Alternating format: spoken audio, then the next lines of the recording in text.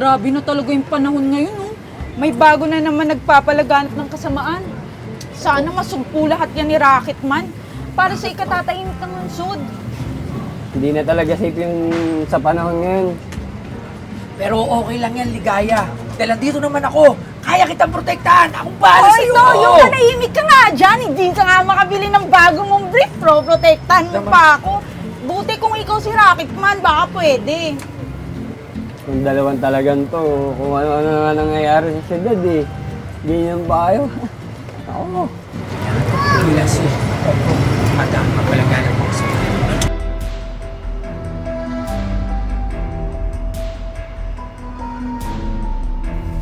Hold up to!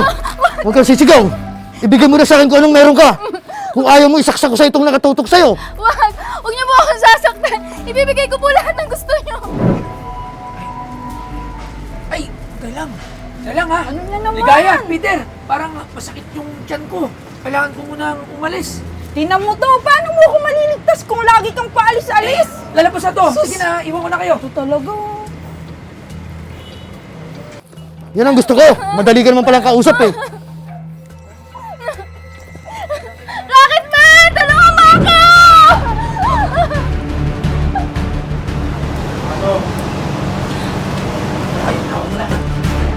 Rocketman! Saan ka pupunta? Ay, Rocketman!